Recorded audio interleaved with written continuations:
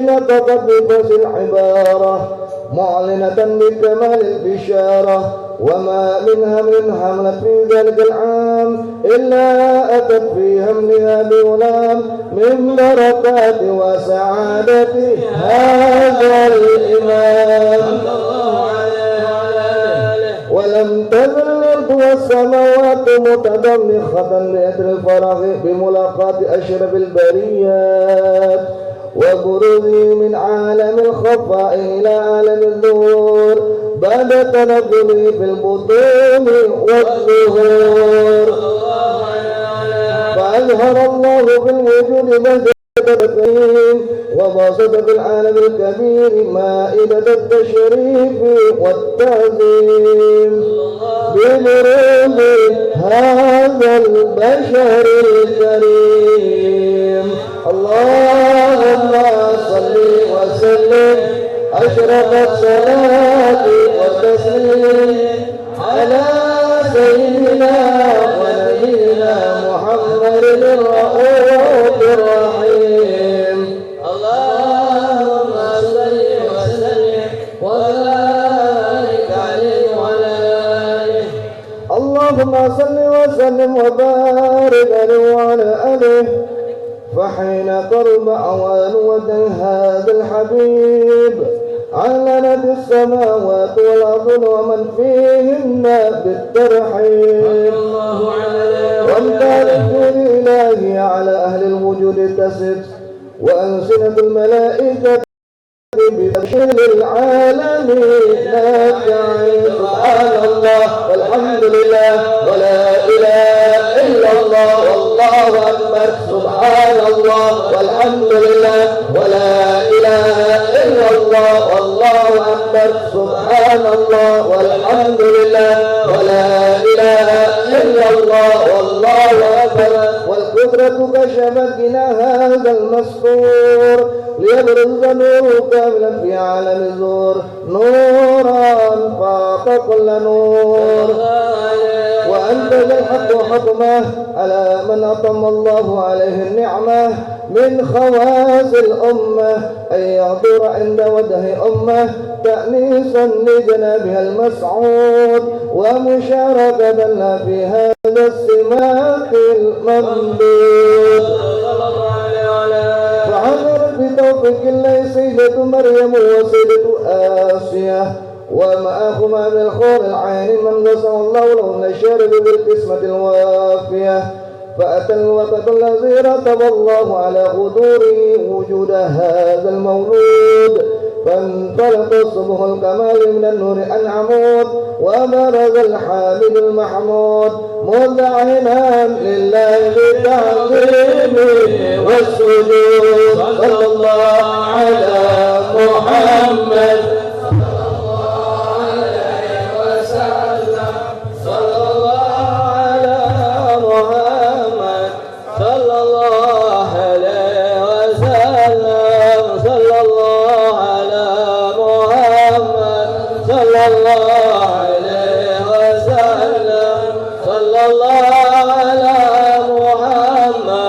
صلى الله عليه وسلم.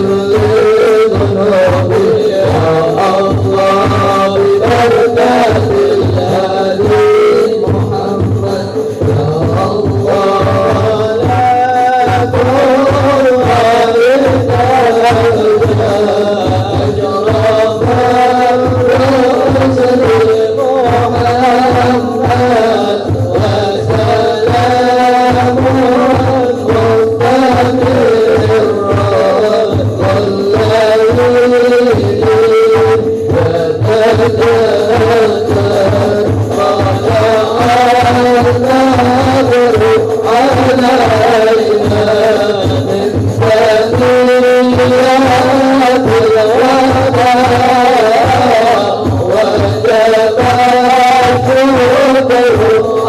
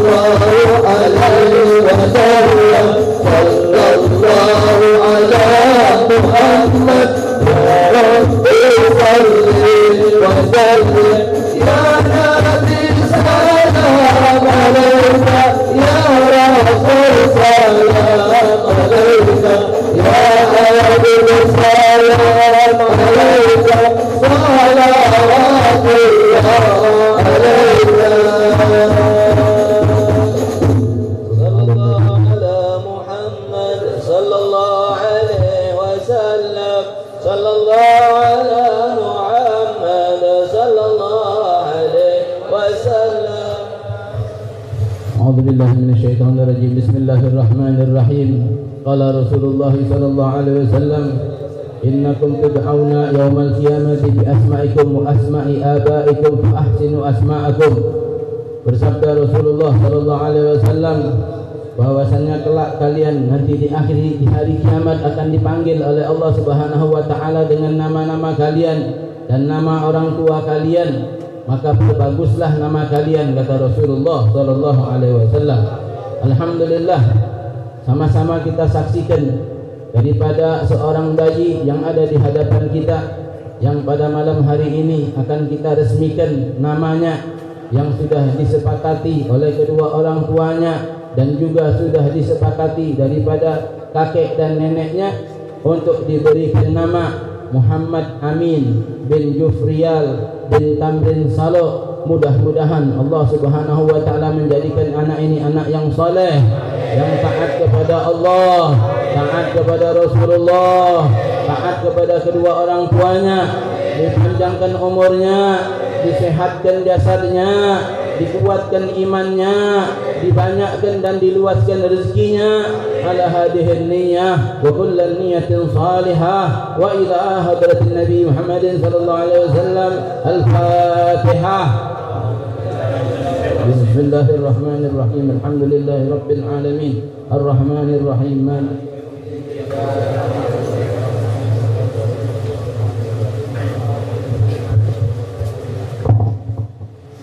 أعوذ بالله من الشيطان الرجيم. بسم الله الرحمن الرحيم. الحمد لله رب العالمين. اللهم صل وسلم على سيدنا محمد وعلى آل سيدنا محمد. اللهم ربنا هب لنا من أزواجنا وذرياتنا قرة أعين واجعلنا للمتقين إماما رب اجعلنا مقيم الصلاة من ذريتنا ربنا وتقبل دعاء. اللهم بارك لنا في أولادنا وبناتنا ولا تضرهم وارزقنا برهم. ربنا آتنا في الدنيا حسنة وفي الآخرة حسنة وقنا عذاب النار. وصلى الله على سيدنا محمد النبي الأمي وعلى آله وصحبه وسلم. الحمد لله رب العالمين.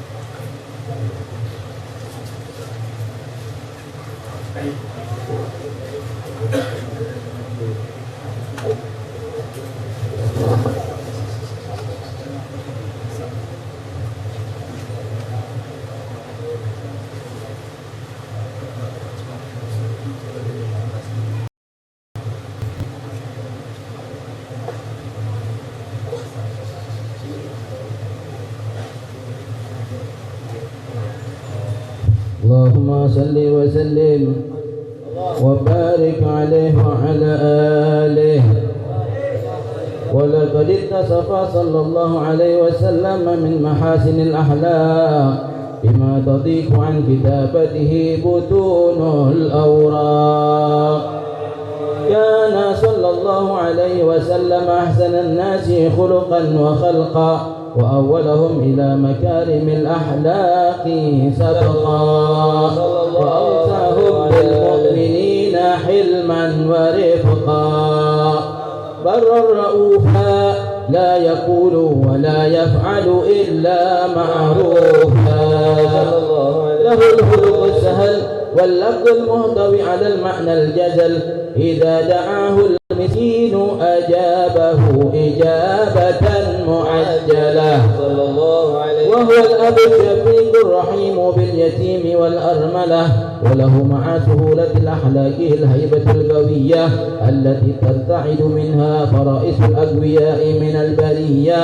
ومن نشر طيبه تعطرت الطرق والمنازل. وبحرف ذكره تطيبت المجالس والمهافل. وهو صلى الله عليه وسلم جامع صفات الكمالية والمنفرد في خلقه وخلقه بأشرف خصوصية. فما من خلق في البرية محمود إلا وهو متلقى عن زين الوجود صلى الله عليه وعلى أجمل في وصف الحبيب وشأنه. وله العلا في مجده ومكانه. أوصاف عز قد تعالى مجدها أخذت على نجم السها بعنانه صلى الله عليه وسلم. وقد انبسط القلم في تدوين ما أفاده العلم من وقائع مولد النبي الكريم وحكاية ما أكرم الله به هذا العبد المقرب من التكريم والتعظيم والخلق العظيم. فحسن مني أن أمسك عنة الأقلام في هذا وأقرأ السلام على سيد الأنام. السلام عليك أيها النبي ورحمة الله وبركاته. السلام عليك أيها النبي ورحمة الله وبركاته. السلام عليك أيها النبي ورحمة الله وبركاته. وبذلك يحسن الختم كما يحسن التكريم. عليه أفضل الصلاة والتسليم.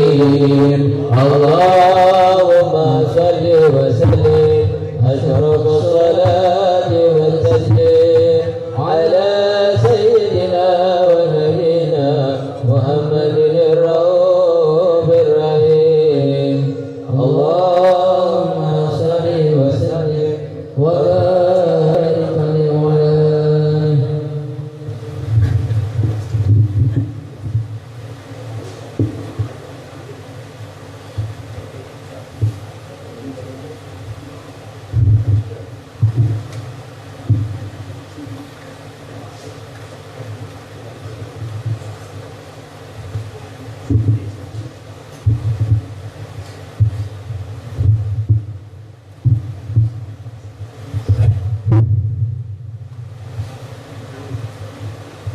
بسم الله الرحمن الرحيم. الحمد لله رب العالمين. اللهم صل وسلم على سيدنا محمد في الأولين. اللهم صل وسلم على سيدنا محمد في الآخرين. اللهم صل وسلم على سيدنا محمد في كل وقت وحين. اللهم صل وسلم على سيدنا محمد في الملأ الأعلى إلى يوم الدين. اللهم صل وسلم على سيدنا محمد وعليه وصحبه أجمعين. ولما نضم الفكر من دراء الأوصاف المحمدية عبودا توجهت إلى الله متوسلا بسيدي وحبيبي محمد صلى الله عليه وسلم أن يجعل سعيه به مشكورا وفعله به محمودا، وأن يكتب عملي في الأعمال المقبولة وتوجهي في التوجهات الخالصة والصلة الموصولة. اللهم يا من إليه تتوجه الآمال تعود ضاحة، وعلى كل عزة حتى بحال تغشاها من الفيوضات الغامرة نتوجه إليك بأشرف الوسائل لديك سيد المرسلين عبدك الصادق الأمين سيدنا محمد الذي عمت رسالته العالمين، أن تصلي وتسلم على تلك الذات الكاملة مستودع أمانتك وحفيظ سرك وحامل راية دعوتك الشاملة، الأب الأكبر المحبوب لك والمخصص بشرف الأفخار في كل موطن من مواطن القرب ومظهر، قاسم إمدادك في عبادك وساقي كؤوس إرشادك لأهل ودادك، سيد الكونين وأشرف الثقلين، العبد المحبوب الخالص المخصوص منك بأجل الخصائص. اللهم صل وسلم عليه وعلى آله وأصحابه وأهل حضرة اقترابه من أحبابه. اللهم إنا نقدم إليك جاه هذا النبي الكريم ونتوسل إليك بشرف مقامه العظيم أن تلاحظنا في حركاتنا وسكناتنا بعين عنايتك، وأن تحفظنا في جميع أدوارنا وتقلباتنا بجميع رعايتك وحصين وقايتك، وأن تبلغنا من شرف القرب إليك وإلى هذا الحبيب غاية آمالنا، وتتقبل منا ما تحركنا به من نياتنا وأعمالنا، وتجعلنا في حضرة هذا الحبيب من الحاضرين، وفي طرائق اتباعه من السالكين، ولحقك وحقه من المؤدين، ولعهدك من الحافظين. اللهم إن لنا أطعم في رحمتك الخاصة فلا تحرمنا، وذنونا جميلة هي وسيلتنا إليك فلا تخيبنا.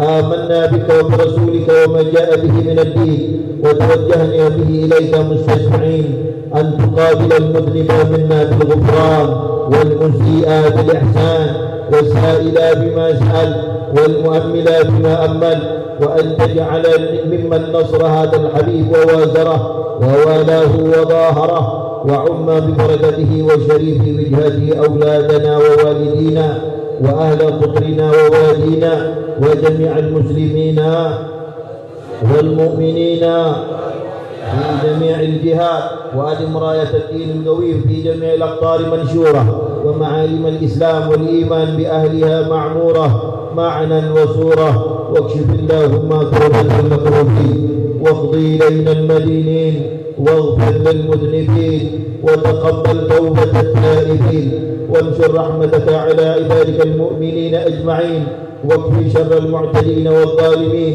وابسط العدل بولاة الحق في جميع النواحي والأقطار، وأيدهم بتأييد من عندك ونصر على المعاندين من المنافقين والكفار، واجعلنا يا ربي في الحسن الحصين من جميع البلايا، واجعلنا يا ربي في الحسن الحصين من جميع البلايا، واجعلنا يا ربي في الحسن الحصين من جميع البلايا، وفي الحرز المكين من الذنوب والخطايا، وأدمنا في العمل بطاعتك وصدق في خدمتك دائمين، وإذا توفيتنا فتوفنا مسلمين مؤمنين، واختم لنا منك بخير أجمعين. وصل وسلم على هذا الحبيب المحبوب للأجسام والأرواح والقلوب، وعلى آله وصحبه ومن إليه منسوب، وآخر دعوانا الحمد لله رب العالمين.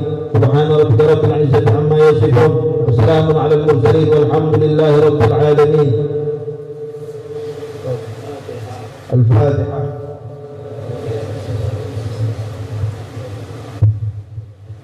إياك نعبد وإياك نستعين اهدنا الصراط المستقيم صراط الذين أنعمت عليهم غير المغضوب عليهم ولا الضالين آمين. بسم الله الرحمن الرحيم. نوينا الاجتماع والانتفاع كما انتفع أهلنا.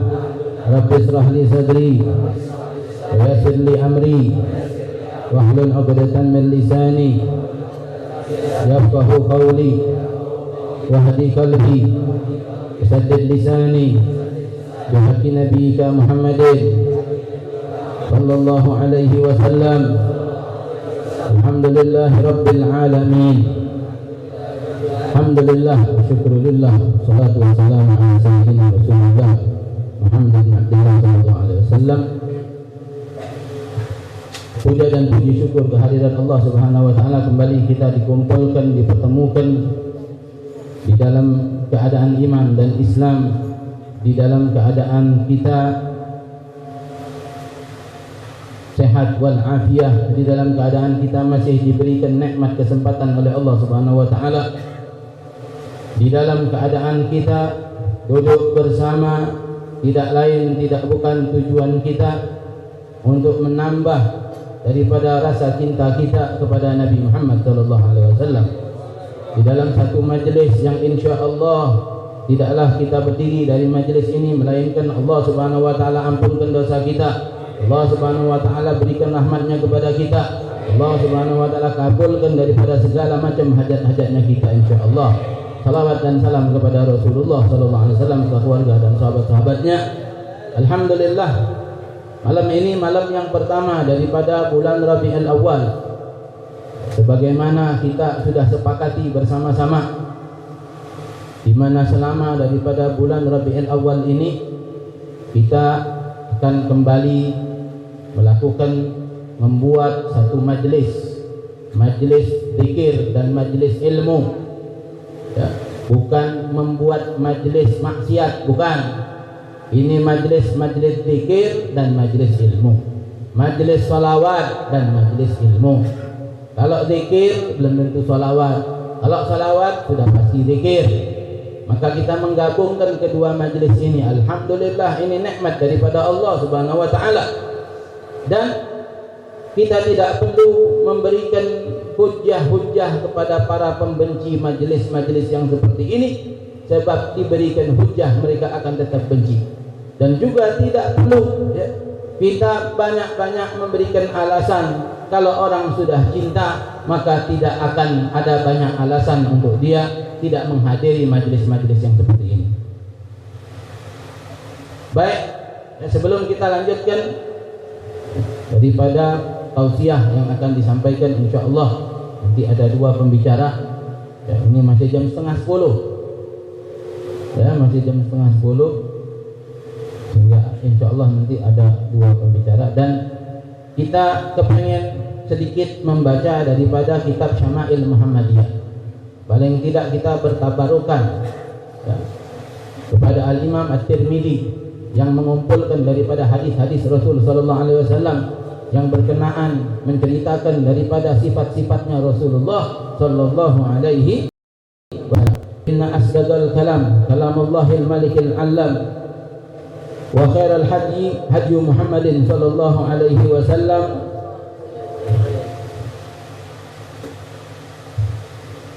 bab ma jaa fi khalqi Rasulillah sallallahu alaihi wasallam.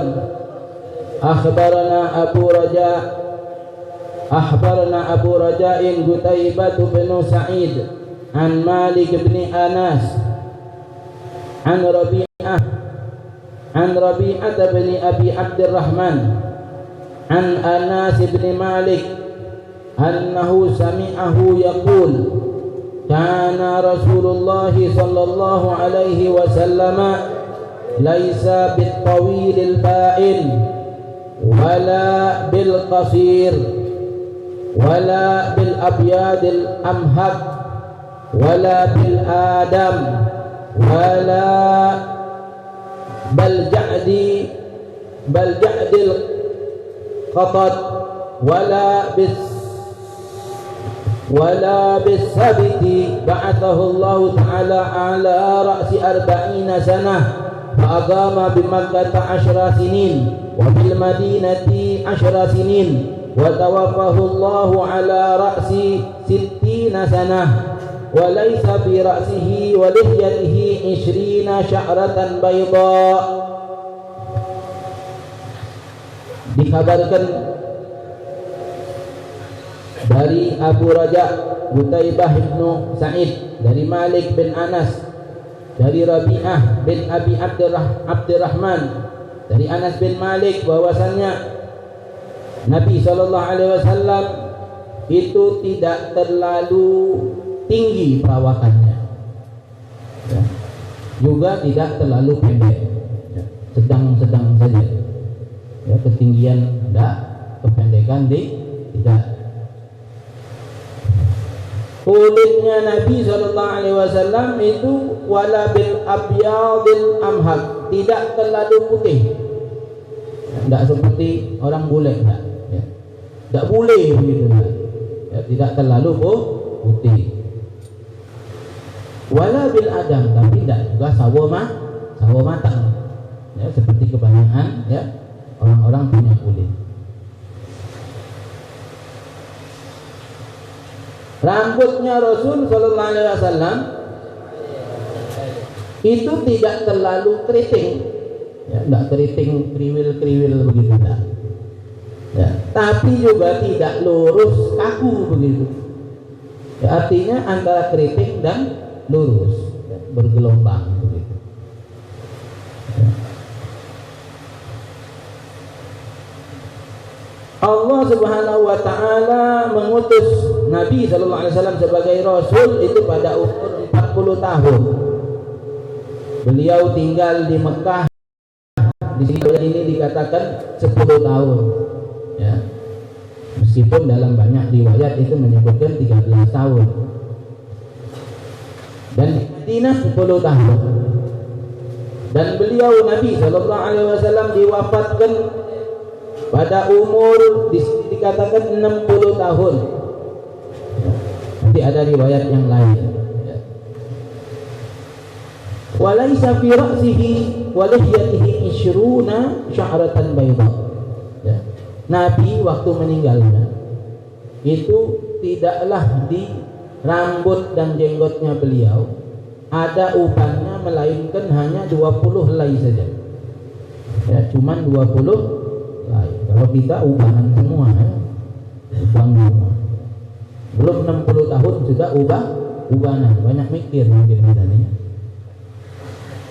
Haddatsana Humaid bin Mas'adah al-Basri, haddatsana Abdul Wahhab al-Thaqafi an Humaid an Anas bin Malik qala kana Rasulullah sallallahu alaihi wasallam rab'atan laisa bit-tawil wala bil-qasir hasan al-jism wa kana sya'ruhu laisa bija'din wala sabtin asmarul lawn idza masya yatakaffa'u.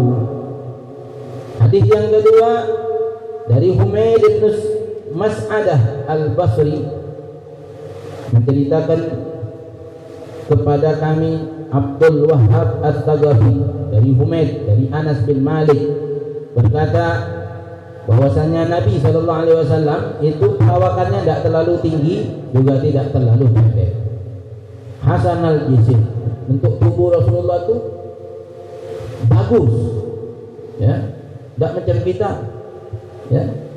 Rasulullah itu six pack, kita sikman, ya, macam mana Habib Taufik ini sikman semua, ya.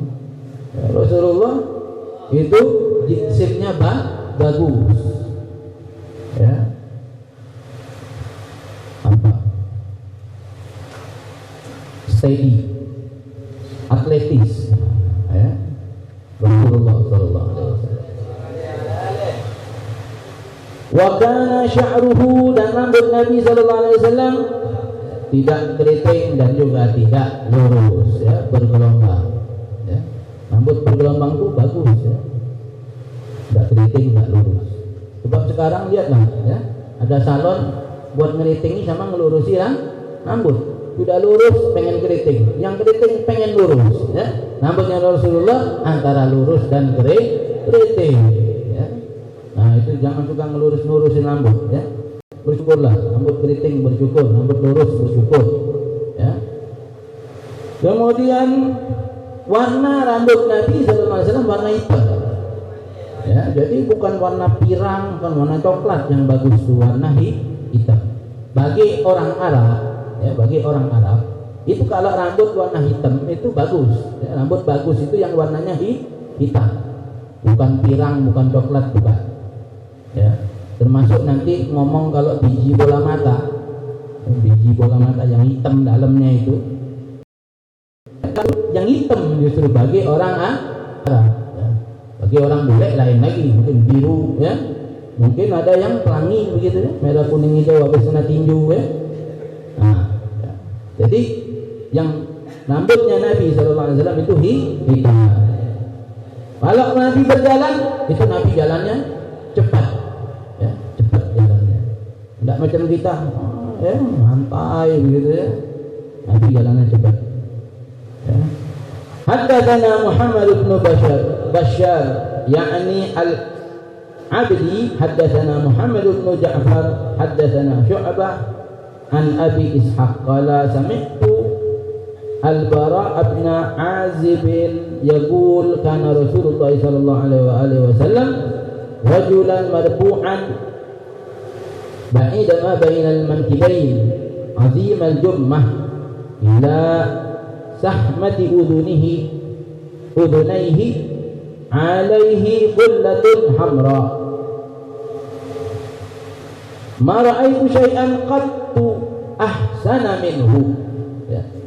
Dari Abi Ishaq, aku mendengar dari Bara' bin Azib berkata bahwasanya Nabi sallallahu alaihi wasallam itu, ya, seseorang yang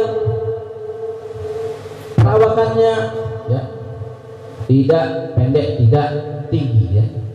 Dan dadanya itu bidang, ya. Dadanya Nabi bidang. Ya, orang dadanya bidang itu menunjukkan orang yang, ya, gagah Rasulullah, ya, dadanya bidang. Azim al-jummah, rambut Nabi itu tebal, rambutnya tebal sampai ke telinga. Artinya dalam riwayat ini tidak panjang diceritakannya, rambut Nabi itu pendek, tapi nanti ada riwayat Nabi itu panjang rambutnya, ya. Jadi dua riwayat ini tidak bertentangan. Jadi Nabi itu kadang manjangin rambutnya, kadang dipendekkan begitu, ya. Ya, jadi tidak usah ribut, ya. Ada yang ngomong rambut Nabi pendek, kata kawan sebelah rambut Nabi panjang, nah ribut, ya. Nah, tidak usah, ya. Kemudian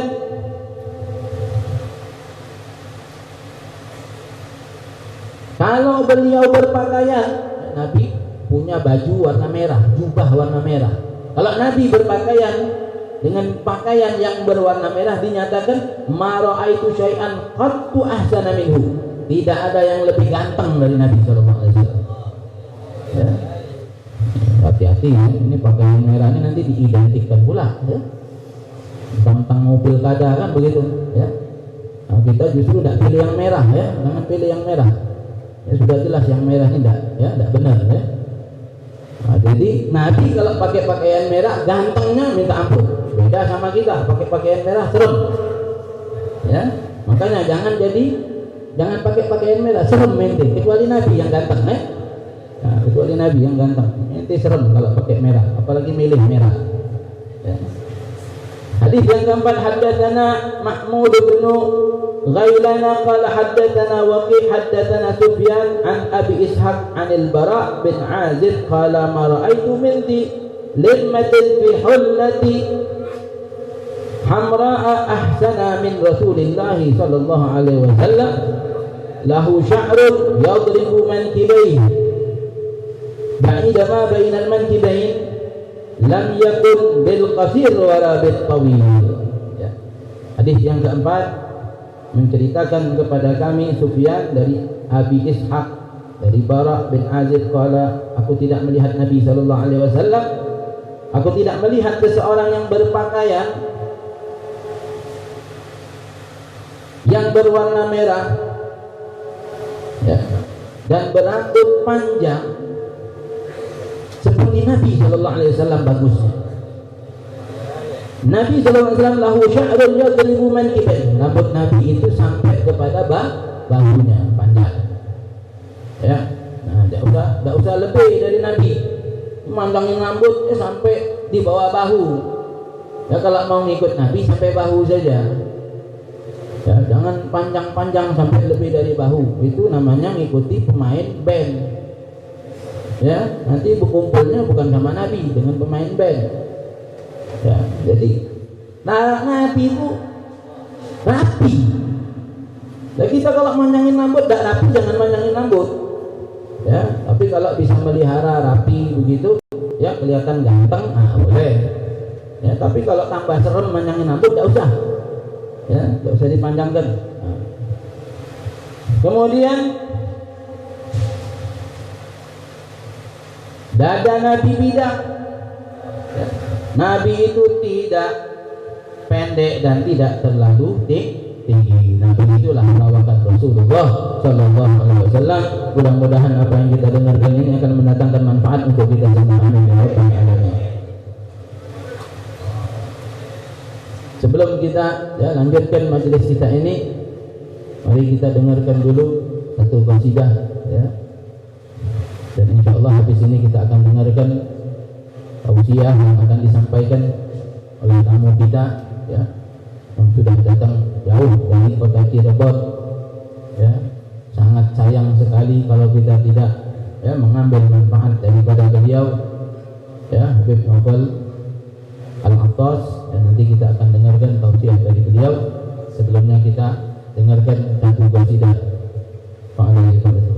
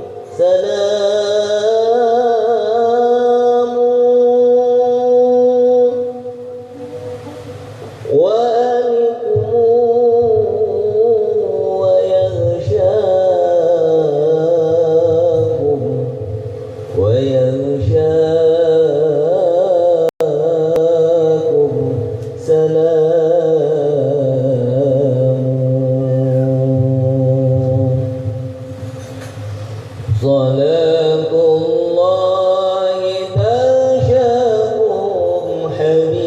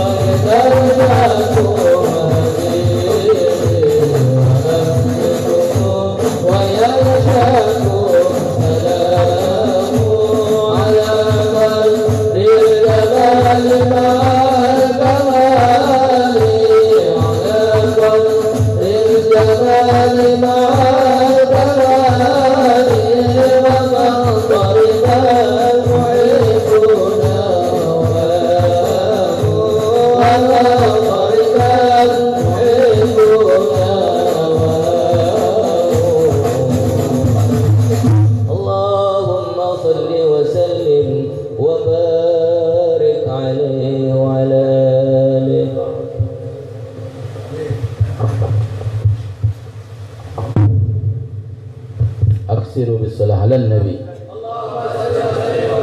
صلوا على النبي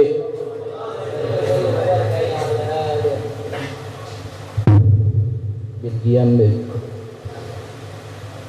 الوقت طويل لكم كله.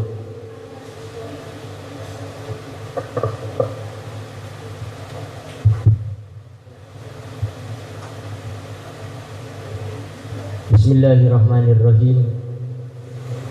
Assalamualaikum warahmatullahi wabarakatuh.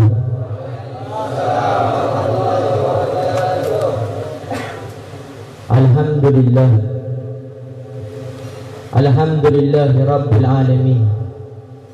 Wassalatu wassalamu ala ashrafil anbiya'i wa mursalin sayyidina wa habibina wa syafi'ina wa qurrati a'yunina wa nuri qulubina Muhammad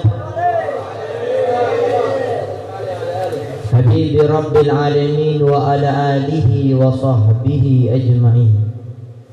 Allahumma salli wa sallim ala sayyidina Muhammad bil qulub dawaiha wa afiyatil abdani wa shifaiha wa nuril absari wa diyaiha wa qut arwah wa bidaiha wa ala alihi wa sahbihi wa sallim. Allahumma ja'al sarirati khairan min alaniyati wa jal alaniyati salihah. Amma ba'du.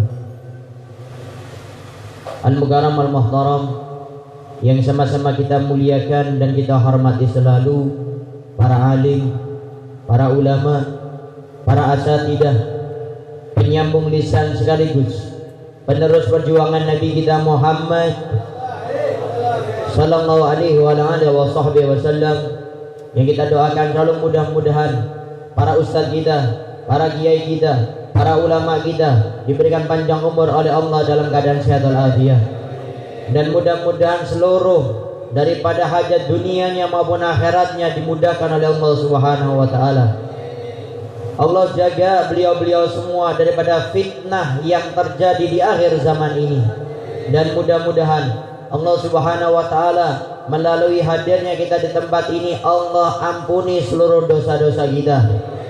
Allah hijrahkan kita dari ahli maksiat menjadi ahli ibadah, ahli ibadah menjadi ahli istiqomah, ahli istiqomah menjadi orang yang ikhlas beramal karena Allah Subhanahu wa ta'ala, dan mudah-mudahan Allah tidak keluarkan kita dari tempat ini melainkan hajat doa kita seluruhnya dikabulkan oleh Allah Subhanahu wa ta'ala. Amin, amin ya rabbal alamin. Dan terkhusus kepada para ustadz kiai ulama habaib kita, khususnya kepada Sahibul Fadilah Habib Muhammad bin Syahab, hingga Habib Taufik As-Segaf, dan segera daripada tokoh masyarakat dan juga para sepuh kita yang hadir, yang mungkin pada kesempatan kali ini Al-Fakir tidak bisa sebutkan namanya satu persatu, tapi insya Allah tanpa mengurangi rasa hormat kami kepada beliau-beliau semua, kita doakan mudah-mudahan beliau-beliau semua diberikan panjang umur oleh Allah dalam keadaan sehat walafiat, diberikan kesabaran oleh Allah, diberikan kekuatan oleh Allah untuk selalu berdiri dan mengarahkan kita untuk menuju kemuliaan dunia sampai akhirat. Amin, amin ya rabbal alamin. Dan juga segenap para hadirin wal hadirat yang dimuliakan oleh Allah Subhanahu wa taala, kita bersyukur kepada Allah Subhanahu wa taala karena pada malam hari ini Allah masih memudahkan langkah kaki kita untuk menghabiskan sisa umur ini untuk berkumpul di tempat-tempat yang mulia seperti ini. Karena di akhirat tidak ada waktu yang akan menyenangkan kita kecuali waktu di mana kita duduk di majelis taklimnya Habibuna Muhammad. Ini adalah perkumpulan yang kalau di akhirat kita bakal senang dan bangga, dan di hari tersebut pun kita akan menyesal. Kenapa? Di dalam hidup kita lebih senang duduk menghabiskan waktu hanya untuk bersenda gurau, hanya untuk sekedar bermain-main, menghabiskan waktu bukan untuk duduk di tempat-tempat seperti ini. Itulah kita menyesal di akhirat. Bahkan dikatakan penghuni surga di hari tersebut mereka akan menyesal. Penghuni surga menyesal. Kenapa? Waktu dia melihat saudaranya, temannya surganya lebih tinggi daripada derajatnya dia. Dia tanya waktu itu, hei malaikat, kenapa surganya dia lebih tinggi daripada surganya saya? Dijawab malaikat Allah, tentu saja karena mereka manusia-manusia yang lebih banyak mengaktifkan dirinya untuk beribadah kepada Allah dari seluruh waktunya, tidak seperti dirimu. Tentu derajatnya lebih tinggi. Ini penghuni surga masih merasakan nyesal. Oleh karena itu ini kita masih diberi kesempatan hidup oleh Allah. Gunakan waktu tersebut untuk sebanyak-banyaknya menggunakan waktu kita mendekatkan diri kita kepada Allah dengan ibadah, hadir majelis taklim, menuntut ilmu agama. Itulah yang diinginkan oleh Allah. Sebagaimana kita punya predikat Abdullah. Apa arti Abdullah? Hambanya Allah, hamba yang mengabdikan hidupnya untuk beribadah kepada Allah, bukan hamba yang mengabdikan dirinya untuk menjadi budaknya syaitan dan hawa nafsu, pangkat jabatan dunia. Inilah yang harus kita pikirkan selama hidup ini. Para hadirin hadirat yang dimuliakan oleh Allah Subhanahu wa taala. Kemudian tadi kita katakan majelis ini adalah majelis ilmu. Di sini memang betul kita punya Nabi 1400 tahun yang lalu sudah mengatakan talabul ilmi faridatun ala kulli muslimin. Mencari ilmu itu hukumnya wajib atas setiap seorang muslim. Kalau sudah laki-laki disebut, biasanya otomatis secara umum perempuannya masuk. Tetapi kalau perempuan disebut, belum tentu yang laki-laki masuk. Maka ini dikatakan mencari ilmu itu wajib bagi setiap orang muslim dan muslimah, laki perempuan wajib. Kenapa? Orang kalau sudah tidak punya ilmu agama, pasti agamanya terancam. Itu kaidah, gak pakai tawa. Kalau dulu ulama kita menceritakan ada orang beribadah 40 tahun, sholatnya tidak diterima oleh Allah karena dia menyangka membasuh kepala itu bukan termasuk daripada rukunnya wudhu. Itu dulu sering kita dengar di majelis-majelis taklim. Dan sekarang hari-hari ini, minggu-minggu ini, Belum sampai sebulan ini kita digegerkan dengan suatu kejadian yang membuka mata dan hati kita untuk lebih mawas diri untuk belajar ilmu agama. Ada seorang perempuan yang subhanallah diberikan kemuliaan oleh Allah, diberi petunjuk oleh Allah, disadarkan hatinya untuk menutup auratnya. Tiba-tiba dibuka lagi auratnya, kemudian dia berbicara tentang masalah agama yang bukan di bidangnya.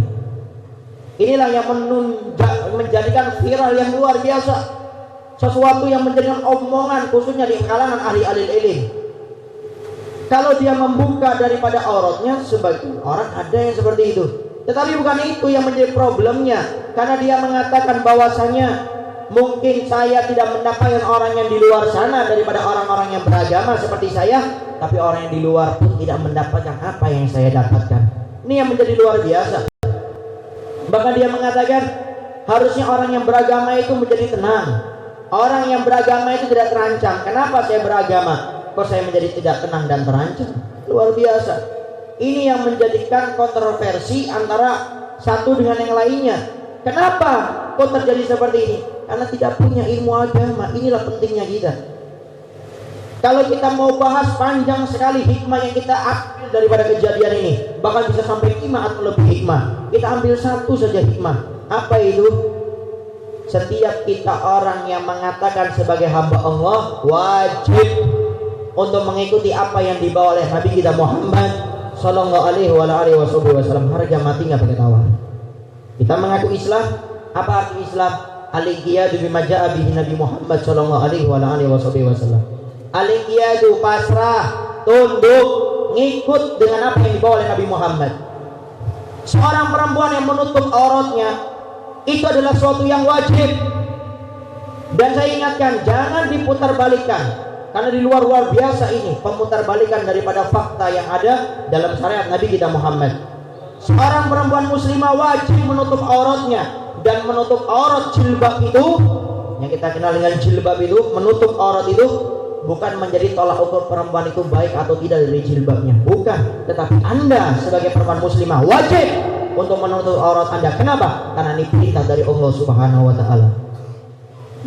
Jika akhirnya seperti sebagian orang di luar mainan. Lebih baik saya membuka aurat tidak pakai jilbab, tapi hati saya bersih.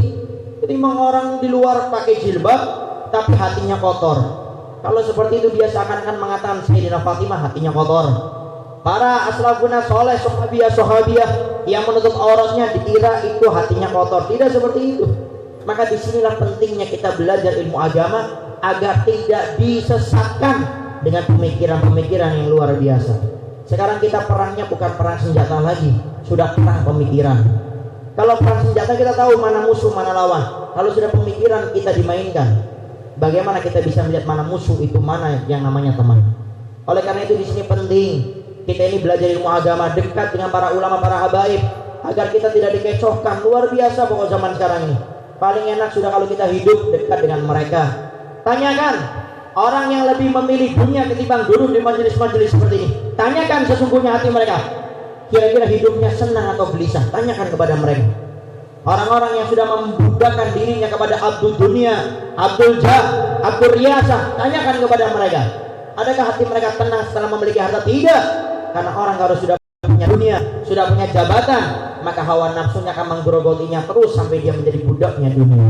Maka bersyukurlah kita kepada Allah pada saat ini kita berada di tempat ini untuk belajar ilmu agama. Inilah pentingnya kita untuk tunduk mengikuti perintah Allah dan Rasulnya. Sama, suatu saat saya pernah mengisi di salah satu rumah sakit. Setelah selesai ada 2 kakak beradik datang kepada saya, perempuan. Habib, saya mau nanya, saya ini punya orang tua, saya sudah berusaha berbakti, omongan saya jaga, perbuatan saya baik, sikap saya tidak menyakiti hati saya punya ibu. Tapi kenapa Habib? Kebaikan saya tidak dianggap. Saya punya kakak yang omongannya nyakitin, perbuatannya tidak enak, sikapnya juga kurang baik kepada saya punya ibu. Tapi selalu dipuji, selalu dibanggakan oleh daripada saya punya ibu. Sikap apa yang harus saya lakukan? Saya katakan kepada 2 kakak beradik ini, ingat, orang berbakti itu ada 2 model. Orang berbakti kepada orang tua ada 2 model. Pertama, modelnya berbakti karena balas jasa. Jadi dia berbakti sama orang tua karena orang tua membesarkan dia. Karena orang tua memiliki jasa dalam kehidupannya dia sekarang ini. Kalau orang berbakti kepada orang tua balas jasa, ini akan menjadi anak yang kurang ajar kalau orang tuanya tidak baik kepadanya. Sama, ada orang tua, naudzubillah min dzalik, seorang perempuan lahir di luar nikah, anaknya ditaruh di panti asuhan. Sampai anaknya besar, anaknya punya harta, punya jabatan, punya pangkat, punya dunia. Si ibu datang, "Nak, kamu ini anakku." Si anak akan mengatakan, "Di mana? Waktu dulu saya kecil kamu buang saya di panti asuhan." Ini anak yang berbakti kepada orang tua karena balas jasa. Beda dengan yang kedua. Orang ini berbakti karena menuruti perintah Allah. Artinya mau orang tua saya baik, bapak saya baik, ibu saya baik ataupun tidak, saya tidak peduli dengan itu. Yang jelas Allah perintahkan saya untuk berbakti kepadanya. Inilah yang seharusnya kita lakukan. Akhirnya kedua kakak beradik itu pun paham. Baik Habib, saya paham. Saya akan terus berbakti kepadanya walaupun kebaikan saya tidak dianggap karena Allah perintahkan saya. Dan saya katakan, orang itu, anak kalau sudah berbakti sama orang tua pasti hidupnya enak. Tidak di dunia apalagi di akhirat. Sudah cukup cerita Uwais Al-Qarani dengan ceritanya menjadi ibrah pelajaran buat kita. Inilah sekali lagi bersyukurlah kepada Allah pada malam hari ini, apalagi saya dengar setiap malamnya akan ada majelis-majelis seperti ini. Maka niatkan dari malam hari ini untuk hadir, maka Allah akan bantu kita untuk hadir di tempat-tempat mulia seperti itu insyaallah. Para hadirin hadirat yang dimuliakan oleh Allah Subhanahu wa taala, kemudian pada kesempatan kali ini juga kita menghadiri acara membaca sejarah biografi manusia yang dimuliakan oleh zat yang maha mulia, yaitu Nabi kita Muhammad sallallahu alaihi wasallam. Saya ingatkan kepada diri saya pribadi dan seluruh yang hadir di tempat ini, khususnya secara umum kepada saya secara pribadi, hadirnya kita ke tempat ini Nabi Muhammad tak butuh dengan kita, tapi kita yang butuh dengan hadir di tempat ini. Maka kalau sudah ada acara seperti ini tidak usah nunggu undangan. Saya pernah waktu itu hadir di salah satu acara. Saya tanya, kenapa kamu gak hadir? Habib, saya gak dapat undangan Habib. Kalau anda mengaku umatnya Nabi Muhammad, ada acara ini undangan untuk seluruh umatnya Nabi Muhammad. Gak usah pakai undangan. Kalau orang cinta dengan orang yang dicintai pasti lalu mengikutinya. Itu dasar, itu suatu yang sudah umum. Kalau kita cinta sama Nabi Muhammad, buktikan cintamu kepada Nabi Muhammad. Orang ngaku, semua kita ngaku menjadi orang yang mencintai Nabi Muhammad. Pertanyaan terbesarnya, Nabi Muhammad cinta tidak sama kita? Jangan cuma menjadi orang yang mencintai Nabi Muhammad. Seluruh umat Nabi Muhammad mengatakan seperti itu. Tapi pernahkah kita berpikir dalam hidup kita, kira-kira selama saya hidup ini Nabi Muhammad cinta tidak sama saya? Jangan cuma menjadi orang yang mencintai saja, tapi naiklah ke tingkatan yang selanjutnya, menjadi orang yang dicintai Nabi Muhammad dengan kehidupan yang saat ini kita lakukan untuk Nabi Muhammad. Itu yang harus kita tingkatkan sebagai orang yang beriman, harus selalu menaikkan daripada taraf tingkat imannya. Tetapi pertanyaan terbesar juga, Habib, Ustaz, saya ini sering hadir acara maulid, tapi kenapa Ustaz? Setelah acara ini selesai, omongan saya yang kotor kok masih suka ngomong kotor. Yang suka gunjing orang, ngomongin orang, kalau duduk ngobrol pasti ada yang diomongin, tidak di obrolan di tempat duduknya atau di media sosialnya suka ngomongin orang, memfitnah orang, mengunjing orang. Perbuatan saya juga tidak berubah. Yang salah apanya Habib? Maulidnya, ustadznya, atau sayanya? Bukan maulidnya, bukan ustadznya, tetapi waktu kita hadir acara-acara seperti ini, dohirnya saja yang hadir, tapi hatinya tidak hadir di tempat ini. Makanya ratusan ribuan kali hadir. Kenapa ucapan saya, perbuatan saya, sikap saya tidak berubah? Bukan maulid dan ustadz yang isi acaranya, tetapi kita yang hadir ke tempat ini cuma dohirnya saja. Buktinya apa? Hadir acara maulid ngobrol, hadir acara maulid sibuk dengan status HP-nya, hadir acara maulid tidak fokus dengan apa yang dibaca. Bagaimana itu hikmah keberkahan maulid akan diberikan terasa dalam hidup kita? Bagaimana akan mengubah kita punya hidup? Maka kita tingkatkan. Kalau begitu Habib, saya hadir, kalau tidak khusyuk nggak usah hadir. Ya bukan seperti itu juga. Sudah hadir, baik. Sekarang kita akan hadir, tapi hadirkan hati kita waktu itu. Sehingga satu kali hadir acara maulid, kalau kita khusyuk, pulang dari acara maulid kita meneteskan air mata dan berusaha untuk menyenangkan Nabi Muhammad. Itu orang yang hadir khusyuk, maka kita tingkatkan taraf daripada kadar keimanan kita. Jangan merasa puas kalau kita sudah dekat dengan Allah, tidak meningkatkan lagi, terus lakukan peningkatan-peningkatan. Itulah yang kata Nabi, orang yang beruntung, orang yang hari ini lebih baik daripada hari kemarin. Itu kata Nabi Muhammad. Maka perlu bagi kita untuk selalu meningkatkan daripada kadar keimanan kita kepada Allah dan juga kecintaan kita kepada Nabi Muhammad sallallahu alaihi wasallam. Para hadirin hadirat yang dimuliakan oleh Allah Subhanahu wa taala, berbicara masalah cinta, saya tidak ingin panjang lebar tentang masalah sholawat, kemudian menghidupkan sunnah Nabi. Tetapi di sini yang ingin Al-Bagir tekankan pada pertemuan yang dimuliakan oleh Allah ini, kecintaan itu tidak akan timbul dengan tiba-tiba. Tidak seperti itu. Kecintaan akan timbul kalau kita kenal dengan orang yang kita cintai. Kalau kita ingin cinta kepada Nabi Muhammad, kenali Nabi Muhammad. Jujur, kenapa kalau kita mau nonton bola jam 2 malam, kita rela nunggu minum kopi sampai 3 galon gitu. Kenapa seperti itu? Karena kita cinta sama pemain bolanya. Klubnya kita kenal, bahkan yang dia lahirnya di dukun beranak mana, rumah sakit mana kita tahu. Sehingga sampai jam 2 malam kita tungguin acaranya.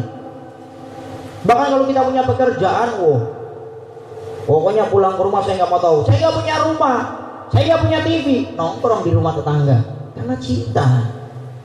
Ditungguin jam 2 malam sudah.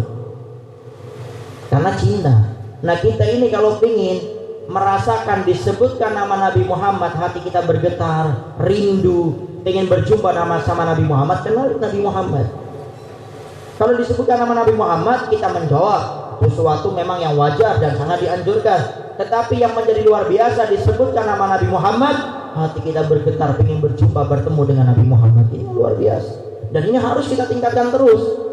Kadar keimanan kita, tidak boleh kita menjadi orang yang sudah sampai maghrib, tidak mau naik lagi. Sebagaimana kalau kita bekerja di salah satu perusahaan, kalau kita sudah nyampe derajat yang satu, mau naik ke derajat yang kedua, sudah kedua, ketiga, terus sampai paling tinggi. Itu mencari dunia. Kalau mencari akhirat, kedudukan di hadapan Allah dan Rasulnya harus lebih daripada itu. Disinilah pentingnya kita mengenal Nabi Muhammad. Bagaimana caranya? Melalui acara-acara seperti ini. Tadi sama-sama kita dengar daripada Habib Muhammad bin Syahab membaca Syama'il al-Muhammadiyah, buku sejarah menceritakan tentang hadis-hadis daripada sifat bentuk tubuh Nabi Muhammad SAW yang ditunjukkan agar kita rindu dan cinta untuk bertemu dengan Nabi Muhammad. Maka di sini yang ingin saya tekankan adalah kalau kita ingin menyenangkan hati Nabi Muhammad, simple, gampang, gak repot. Apa itu? Jangan sakiti hati Nabi Muhammad dengan maksiat, dosa yang kita lakukan. Itu saja. Kalau kita tidak bisa menyenangkan hati Nabi Muhammad, jangan sakiti hati Nabi Muhammad dengan dosa-dosa kita. Karena dikatakan setiap hari Senin dan hari Kamis amal-amal kita itu diserahkan sama Nabi Muhammad melalui wasilah perantara malaikat Jibril. Ya Rasulullah, ini amal umatmu. Kalau Nabi mendapati amal kita baik, Nabi bersyukur, didoakan sama Nabi. Tapi kalau amal kita jelek, Nabi sedih, meneteskan air matanya dan mendoakan agar kita mendapatkan petunjuk dari Allah Subhanahu wa taala. Coba bayangkan, kalau kita ada orang menyakiti kita punya guru, kita marah, nggak senang, nggak terima, ingin kita omongin orang tersebut, bahkan mungkin kita ingin pukul orang tersebut. Ini bagaimana Nabi kita Muhammad tersakiti karena dosa yang selama ini kita lakukan. Maka malam hari ini sama-sama kita bertobat bersama-sama untuk menuju kepada Allah Subhanahu wa taala. Al-Habib Ali bin Muhammad bin Husain Al-Habsyi, pengarang Maulid Sudor yang baru saja kita baca. Apa kata beliau? Masih majma kamal maulid di jalil gurub dawa getia asi kita baca tuh. Tidak ada perkumpulan yang lebih mendekatkan diri kita kepada Allah melainkan perkumpulan-perkumpulan seperti ini, kata beliau. Dawa ketia asik tidak badatu. Ini waktu kepada orang ahli maksiat yang suka melakukan sesuatu yang dimurkai oleh Allah. Sekarang waktunya mereka bertobat. Kenapa? Karena di tempat ini doa-doa akan dikabulkan oleh Allah, segala macam dosa akan diampuni oleh Allah. Sekarang waktunya kita untuk bertobat kepada Allah. Mari kita belajar daripada cerita sahabat Sa'labah bin Abdurrahman. Ini sahabat yang luar biasa. Semua sahabat luar biasa, dan ini termasuk sahabat yang luar biasa. Ini sahabat Sa'labah, diceritakan setiap saatnya itu selalu menyenangkan hatinya Nabi Muhammad. Setiap sholatnya paling depan sama Nabi Muhammad. Setiap berjihad paling depan bersama Nabi Muhammad. Setiap majelis taklim paling depan duduknya di depan Nabi Muhammad SAW. Suatu saat Sa'labah jalan di salah satu perkampungan, tidak sengaja, bukan sengaja, tidak sengaja, tiba-tiba lewat di salah satu rumah, itu pintunya terbuka. Karena pintunya tidak seperti kayak gini, pintunya cuma ditutup dengan kain. Kainnya tiba-tiba terhembus angin, sehingga perempuan yang di dalamnya waktu itu terbuka auratnya terlihat oleh Sa'labah bin Abdurrahman. Sa'labah setelah itu tidak pernah terlihat lagi di majelis taklimnya Nabi Muhammad, bahkan dalam cerita sampai 40 hari. Sampai Nabi bingung, mana Sa'labah ini? Sampai Nabi utuskan, sahabatku Umar dan Salman Al-Farisi, cari Sa'labah sampai dapat. Dicari-cari nggak ketemu, mana ini sahabat Sa'labah. Sampai suatu saat masuk sahabat Umar dan sahabat Salman ke pertengahan gunung antara Mekah dan Madinah. Di sana ada pengembala kami namanya Zufafah. Zufafah ini ditanya, "Hei Zufafah, kamu melihat tidak seorang yang namanya Sa'labah bin Abdurrahman?" "Wahai sahabat Umar dan sahabat Salman, aku tidak pernah tahu orang tersebut. Tapi di antara gunung ini, Mekah dan Madinah ini, tengah-tengahnya ada gunung ini yang kau lihat di atas ini, aku melihat setiap sore menjelang maghrib ada orang yang turun, dan aku lihat mukanya itu seperti mukanya orang yang ketakutan. Untuk apa dia turun? Dia meminta kepadaku untuk meminta daripada susu daripada kambingmu, dan aku berikan. Setiap menjelang maghrib dia seperti itu. Lalu di mana dia sekarang? Tunggu sebentar lagi dia akan datang." Sahabat Umar dan sahabat Salman bersembunyi di balik batu. Di waktu yang sudah ditentukan ternyata datang, dan ternyata itu sahabat Sa'labah bin Abdurrahman. Keluar dalam muka yang pucat ketakutan, mendatangi. Daripada kambing tersebut tatkala akan didatangi, ditangkap oleh sahabat Umar dan sahabat Salman. Maka mendengar teriakan sahabat Umar dan Salman, lari sahabat Sa'labah bin Abdurrahman, tetapi sudah ditangkap terlebih dahulu. Lalu ditanya, "Kenapa engkau lari, wahai Sa'labah? Apakah engkau sahabat Umar dan sahabat Salman?" "Iya. Aku malu untuk bertemu Nabi Muhammad karena aku melakukan dosa yang besar. Maka tidak pantas muka ini memandang mukanya Nabi Muhammad sedangkan aku adalah pendosa." Lalu sahabat Umar dan sahabat Salman mengatakan, "Wahai Sa'labah, aku langsung diperintah Rasulullah untuk membawa dirimu ke hadapan Nabi Muhammad." "Betul itu perintah Rasul?" "Betul ya Sa'labah." "Maka aku akan ikut karena itu perintah kekasihku Muhammad." Dibawa. Pertama kali wajahnya Sa'labah melihat wajahnya Nabi Muhammad, langsung pingsan seketika itu juga. Maka setelah tersadarkan daripada pingsannya, ternyata Sa'labah sudah berada di pangkuannya Nabi Muhammad SAW. Maka sahabat Sa'labah mengatakan, "Ya Rasulullah, tidak pantas pendosa ini kepalanya itu berada di sandaran daripada dirimu." Maka Sa'labah memaksa dirinya untuk turun. Maka seketika itu juga pingsan lagi sahabat Sa'labah. Sehingga yang terakhir kali Sa'labah sadar dan bangun, ditanya oleh Rasulullah, "Ya Sa'labah, kenapa sih kau melarikan dirimu daripada diriku?" Sa'labah menjawab, "Ya Rasulullah, aku sudah melakukan dosa, yang dosa itu akan menyakiti dirimu ya Rasulullah." "Apa dosamu?" kata Rasulullah. "Aku pernah lewat ya Rasulullah di salah satu perkampungan. Saya melihat perempuan yang waktu itu tersingkap. Tidak sengaja aku melihatnya. Maka aku takut dosa itu menyakiti dirimu, dan aku takut ditanya olehmu, dan tidak pantas wajah ini untuk memandang wajahmu yang mulia wahai Rasulullah." Maka Rasul pun terdiam. Tidak berapa lama Sa'labah mengatakan, "Ya Rasulullah, kenapa di kakiku ini kok ada yang bergerak ya Rasulullah?" "Ya Rasulullah, sekarang makin naik ke atas ya Rasulullah." Rasul jawab, "Wallahi demi Allah ya Sa'labah, Israel sedang melakukan tugasnya.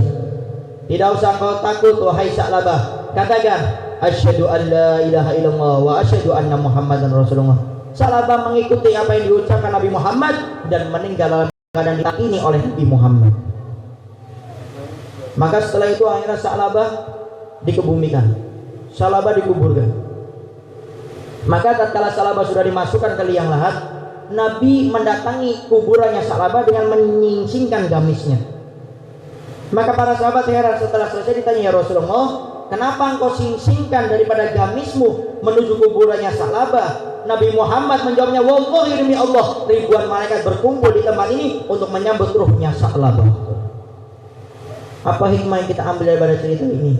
Bagaimana seorang sahabat Sa'labah tidak ingin menyakiti hati Nabi Muhammad, dan tanyakan dalam hidup kita sudah berapa kali kita menyakiti hati Nabi Muhammad. Kita yang mengaku ingin dapat syafaat Nabi Muhammad, pantas tidak orang seperti kita ini, yang mungkin setiap hari kita ini selalu sengaja. Ini sahabat Sa'labah tidak sengaja, merasa itu suatu dosa yang luar biasa dan tidak pantas untuk berjumpa dengan bertemu Nabi Muhammad. Kita ini kadang-kadang sengaja duduk di pinggir jembatan, duduk di depan kita punya rumah, bahkan mengganggu seorang perempuan ajnabiyah. Adakah orang-orang seperti kita ini pantas mendapatkan syafaat Habibuna Muhammad? Maka mulai saat ini mari sama-sama kita merenung. Tidak usah kita mungkin panjang lebar bercerita menyenangkan hati Nabi Muhammad. Cukup satu, jangan sakiti Nabi Muhammad dengan dosa-dosa kita. Berapa kali kita ngentengin teleponan dengan perempuan ajnabiyah, itu bukan mahrammu. Dengan mudahnya kita chat dengan perempuan yang bukan mahram kita, itu bukan mahrammu. Dosamu menyakiti hati Nabi Muhammad. Senin dan hari Kamis Nabi Muhammad sakit gara-gara dosa yang selama ini kita lakukan. Mari sama-sama pada kesempatan kali ini kita sama-sama bertobat kepada Allah. Saya pribadi yang berbicara, tidak orang yang bersih, tapi mari sama-sama kita bertobat bersama-sama untuk menyenangkan hati Nabi Muhammad dengan tidak menyakiti dengan dosa-dosa kita. Dan sebaik-baik orang itu adalah orang yang bertobat kepada Allah sadar. Tapi ada orang sudah sering dengarkan ayat, hadis, karena ulama gak sadar-sadar. Kenapa? Karena dia selalu mengatakan itu bukan buat saya, itu bukan buat ustadz yang ada di luar sana, buat orang yang di sana, bukan buat saya. Orang ini tidak diberikan taufik hidayah oleh Allah sampai meninggal dunia, karena tidak ada insaf dalam hatinya, tidak ada kesadaran dalam hatinya. Yang ada cuma sombong saja, merasa itu dosa kecil, bukan dosa besar. Ustaz, jangan terlalu berlebihan lah Ustaz. La saghira atau malisrar wal kabir atau malistighfar. Tidak ada dosa kecil yang dilakukan dengan terus menerus kecuali akan menjadi besar di hadapan Allah, dan tidak ada dosa besar yang kita lakukan kecuali kita beristighfar akan diampuni oleh Allah Subhanahu wa taala. Dan belajarlah juga kita dengan sahabat Handolah. Bagaimana cerita sahabat Handolah melengkapi daripada cerita sahabat Sa'labah bin Abdurrahman. Handolah dijuluki Ghusalul Malaikah, orang yang jasadnya dimandikan oleh malaikat-malaikatnya Allah. Handolah diceritakan baru nikah ini, maaf sedang berhubungan dengan istrinya, tiba-tiba terdengar seruan Nabi Muhammad untuk berjihad. Sahabat tengah-tengah berhubungan diberhentikan, langsung ikut jihad, belum sempat mandi janabah, saking semangatnya ikut berjihad. Kemudian setelah berjihad, Sa'labah termasuk orang yang mati syahid, meninggal dalam peperangan tersebut.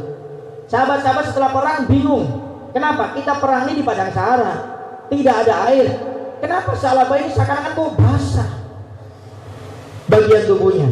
Bertanya sahabat kepada Nabi kita Muhammad sallallahu alaihi wasallam, ya Rasulullah, kenapa Sa'labah kok jasadnya seperti ini? Nabi lihat, wallahi demi Allah, aku melihat jasadnya Sa'labah sudah dimandikan oleh malaikat-malaikatnya Allah, dan ruhnya pun dibawa oleh malaikat-malaikat Allah. Apa yang kita ambil? Fastabiqul khairat, bercepat-cepatlah kita untuk berbuat kebaikan, jangan nunggu esok. Dan awali kebaikan yang akan kita lakukan dengan niat, Allah akan berikan bantuan kepada kita. Ini Sa'labah baru nikah. Ini kadang-kadang orang belum nikah diajak dakwah susahnya minta ampun. Ini Sa'labah ini baru lagi enak-enaknya nikah, arus. Orang yang baru nikah. Ini kadang orang gak nikah hadir majelis taklim alasannya ribuan. Saya sibuk Habib, maaf saya nggak bisa datang Habib. Ustadz maaf saya nggak bisa datang. Lagi benerin apa? Benerin kopiah saya, lagi ada yang bengkok, saya benerin dulu kopiahnya. Belum nikah sudah banyak alasan, apalagi sudah nikah punya anak. Nah ini yang belum nikah. Yang semangat kalau hadir majelis taklim. Tiru sahabat Sa'labah baru nikah, untuk dakwah, untuk kerja ditinggal itu. Kadang-kadang yang belum nikah repot. Maka yang belum nikah ini kalau niatnya nggak baik sudah nggak usah nikah aja sekalian. Oleh karena itu mari kita lihat daripada dua cerita sahabat tadi untuk menjadikan kita agar lebih dekat kepada Allah dan Rasulnya. Kita ini hadir acara maulid itu untuk mengubah sikap kita, agar sikap kita, omongan kita, perbuatan kita mengikuti Nabi Muhammad. Ada orang bertanya kepada saya, Ustadz Habib, gimana caranya biar saya punya karisma? Ada nanya kemarin itu di media sosial, Habib bagaimana biar orang itu segen sama saya Habib? Saya jawab singkat aja, kalau kita pengen orang itu segan sama kita, omongan kita, perbuatan kita, sikap kita, ngikut Nabi Muhammad, orang akan segan kepada kita. Kenapa para ulama kok dihormati setiap zamannya? Orang hormat tunduk taat dengan para ulama karena mereka adalah orang yang paling mirip dengan Nabi Muhammad. Maka kalau kita bisa menjadikan sifat, perilaku, omongan, perbuatan, gerak-gerik Nabi Muhammad dalam hidup kita, tidak usah minta kita cari wibawa. Karena mencari wibawa itu hukumnya haram, tetapi menjaga diri, menjaga harga diri itu hukumnya wajib. Bagaimana cara menjaga harga diri? Ikuti tuntunan Nabi Muhammad. Yang wajib kita lakukan, yang haram kita tinggalkan, yang syubhat kita tinggalkan. Maka seperti itulah akan tumbuh di antara kita daripada karisma tersebut, dan tidak usah dicari. Menjadilah orang yang tunduk kepada Allah dan Rasulnya, maka semuanya akan kita dapat. Karena orang-orang yang bertakwa kepada Allah adalah orang yang paling beruntung. Inna akramakum indallahi atqakum.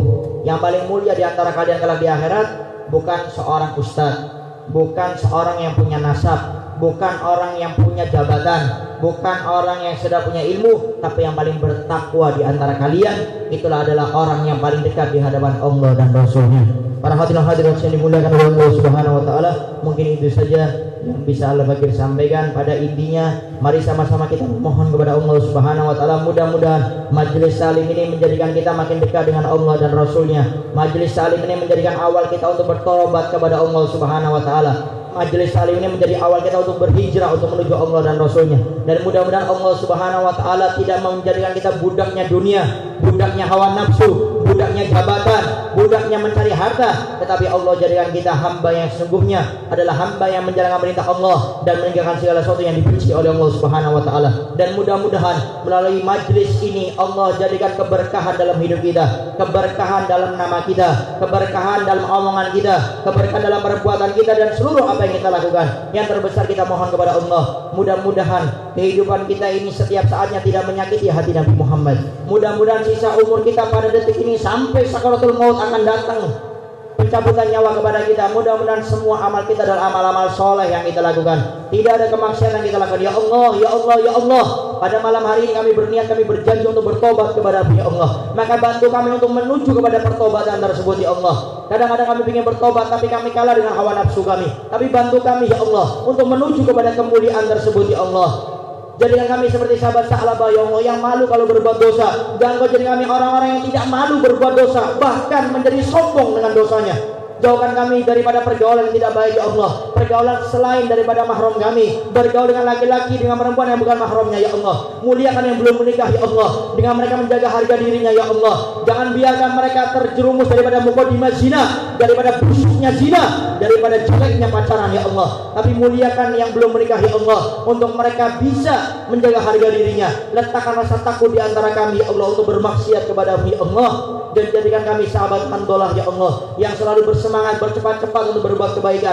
Tatkala malam hari ini kami mendengarkan kebaikan-kebaikan, maka di esok hari Ya Allah, di malam hari ini, jadikan kami orang-orang yang bercepat-cepat berbuat kebaikan tersebut Ya Allah. Dan kami mohon kepada-Mu Ya Allah, mudahkan seluruh urusan guru-guru kami Ya Allah, para habaib kami hajatnya Ya Allah. Kabulkan semua hajat-hajat para ulama dan para habaib kami Ya Allah, karena mereka guru-guru kami. Panjangkan umur mereka Ya Allah, berikan kesehatan, ketaatan kepada-Mu Ya Allah. Dan jangan Kau jadikan mereka-mereka Ya Allah sebagaimana orang-orang yang terkena fitnah yang terjadi di akhir zaman ini Ya Allah. Tapi kuatkan iman mereka, kuatkan akidah mereka, kuatkan agama mereka untuk membimbing kami untuk menuju kepada-Mu Ya Allah. Ya Allah, kami memiliki dosa yang banyak Ya Allah. Kalau Engkau tidak ampuni dosa kami, lalu siapa lagi akan mengampuni dosa kami Ya Allah? Kalau di dunia saja kami tidak kuat dengan api dunia, apalagi dengan api neraka-Mu Ya Allah. Maka sungguh kami tidak kuat dengan itu semua Ya Allah. Sebelum Kau cabut nyawa kami Ya Allah, sebelum Kau cabut nyawa kami Ya Allah, sebelum Kau cabut nyawa kami Ya Allah, ampuni seluruh dosa-dosa kami Ya Allah.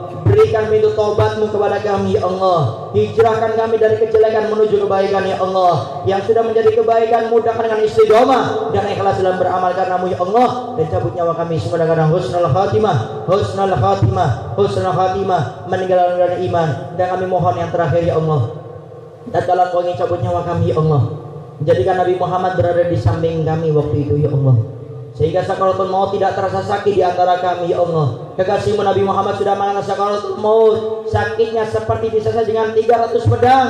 Alangkah sakitnya daripada sakaratul maut tersebut ya Allah. Tetapi kalau kekasih kami Muhammad berada di samping kami, maka sakaratul maut tidak akan terasa, karena kami terpesona dengan wajah yang indah yang terpancar cahaya daripada kekasih kami Nabi Muhammad. Waktu kami masuk ke kuburan ya Allah, keluarga kami, istri kami, suami kami, kerabat kami, semuanya meninggalkan kami. Tidak ada cahaya satupun yang menerangi kuburan kami. Jadikan Nabi Muhammad yang menemani kami ya Allah. Jadikan Nabi Muhammad yang menjadi penerang cahaya kuburan kami ya Allah. Tatkala kami berada di mahsyar, yang orang pada ketakutan, matahari hanya sejengkal, yang kami tidak tahu di waktu itu kami bisa berkumpul dengan Nabi Muhammad ataupun tidak. Tetapi ya Allah, melalui istiqomahnya kami duduk di majelis-majelis seperti ini ya Allah. Waktu pertama kali memandang, pertama kali Kau wujudkan kami ya Allah, jadi kami berada di bendera kekasihmu Nabi Muhammad. Waktu kami berada di Shiratal Mustaqim, jembatan yang kata kekasihmu Nabi Muhammad lebih lembut daripada rambut satu yang dibelah menjadi 7, lebih tajam daripada pedang ya Allah. Mustahil secara akal sehat kami bisa melewati Shiratal Mustaqim, tapi jadikan tangan kami digandeng dengan kekasihmu Nabi Muhammad, sehingga kami bisa meluncur dengan cepatnya menuju surgamu ya Allah. Dan pada akhirnya ya Allah, waktu kami masuk surga, jangan Kau jauhkan surga kami dengan surga kekasihmu Nabi Muhammad, sehingga setiap detiknya mata ini bisa memandang wajah kekasihmu Nabi Muhammad. Setiap detiknya kami bisa duduk dengan majelis salim kekasihmu Nabi Muhammad. Setiap detiknya tangan kami bisa berjabat tangan dengan tangan kekasihmu Nabi Muhammad. Setiap detiknya kulit kami bisa bertemu dengan kulit kekasihmu Nabi Muhammad sallallahu alaihi wasallam. Rabbana atina fid dunya hasanah wa fil akhirati hasanah wa qina adzabannar. Wassallallahu ala sayyidina Muhammadin wa sallam. Walhamdulillahirabbil alamin. Kurang lebihnya al-faqih minta maaf. Walaupun Assalamualaikum warahmatullahi wabarakatuh. Jazakumullah khairal jaza. Mudah-mudahan apa yang sudah disampaikan oleh beliau bisa kita amalkan untuk bekal kehidupan kita, dan mudah-mudahan Allah Subhanahu wa taala memberikan kekuatan kepada kita untuk bisa kita hadir di majelis-majelis yang seperti ini insyaallah. Sebelum kita tutup majelis ini, kita umumkan untuk pelaksanaan daripada majelis ini malam besok, malam yang kedua, Senin malam Selasa tanggal 20 November 2017 di Masjid Baitus Salam, Jalan Pemuda nomor 43 Tampan, ya, daerah Tampan. Terus malam yang ketiga, malam Selasa malam Rabu, Selasa malam Rabu tanggal 21 November 2017 Masjid Nurul Jannah, Jalan Cipta Karya, Panang. Jadi mungkin sebagian sudah ada yang tahu karena juga sudah disebar daripada undangannya dan juga alamatnya. Silahkan dihadiri, ya. Jangan pakai alasan tidak tahu alamat, ya. Sebab ini alamatnya bukan alamat palsu, ini alamatnya asli, ya. Jadi kalau alasannya nanti hujan, belilah jas hujan, karena memang hampir setiap malam di bulan ini akan turun hujan. Apalagi kalau habis baca maulid biasanya hujan biasanya, ya. Nah jadi jangan pakai alasan hujan. Nanti kalau sudah nggak turun hujan lagi, itu minta hujan, ya. Mumpung masih hujan, mandilah hujan, nggak apa-apa. Ya, siapkan jas hujan. Nah itu, ya. Kemudian kita sampaikan jazakumullah khairal jaza untuk kehadiran antum semua, ya. Yang dari sore, dari Pangkalan Kuras, dari Lubuk Dalam, dari Kampar Kiri Tengah, dari Ujung Batu, dan yang lain-lain, ya, yang tidak bisa kita sebutkan satu persatu. Yang tidak disebut jangan kecewa, yang sudah disebut tidak usah bangga, kan begitu, ya. Nah, jadi jazakumullah khair, mudah-mudahan Allah membalas daripada setiap langkah yang antum langkahkan kemari, ya, dengan ganjaran-ganjaran kebaikan dari Allah Subhanahu wa taala. Kemudian juga terima kasih jazakumullah khair, ya, kepada seluruh panitia, wabil khusus ibu-ibu yang di belakang, ya, yang sudah repot-repot ya, dari siang sore sampai acara ini bisa terlaksana. Ya, kalau tidak karena juga bantuan ibu-ibu, ya repot kita. Ya, maka kita ucapkan terima kasih yang sebesar-besarnya kepada ibu-ibu yang ada di belakang. Kemudian ya, yang berikutnya mari kita tutup ya majelis ini dengan mengucapkan doa kafaratul majlis. Subhanakallahumma wa bihamdika asyhadu an la ilaha illa anta astaghfiruka wa atubu ilaik. Wassalamualaikum warahmatullahi wabarakatuh. Ada sedikit hidangan ya dari kita, silahkan dibentuk hidangannya. Satu hidangan 4 orang. Kalau kurang asin, pura-pura saja asin. Kalau keasinan, pura-pura nggak asin, begitu ya. Jadi kurang lebihnya mohon dimaklumi kalau ada yang kurang-kurang di dalam sambutan kita dan juga di dalam apa yang kita hidangkan.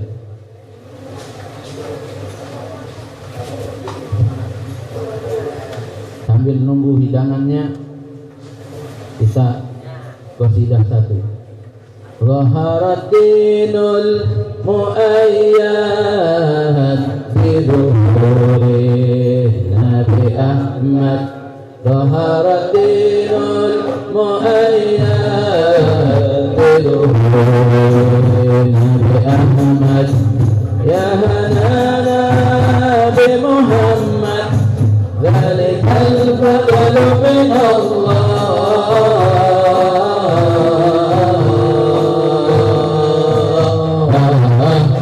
Allah ya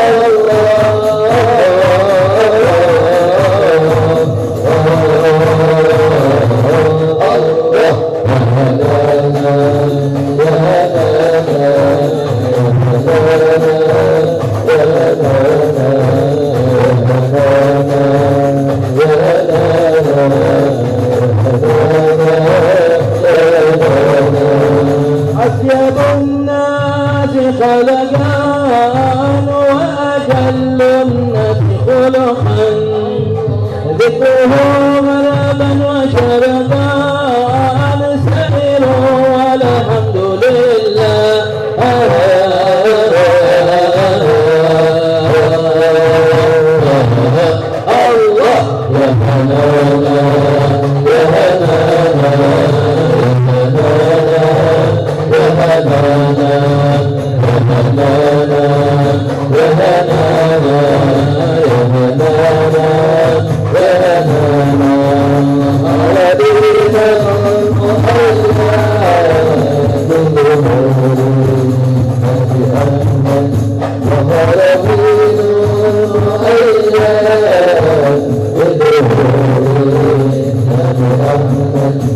يا حنانا يا حنانا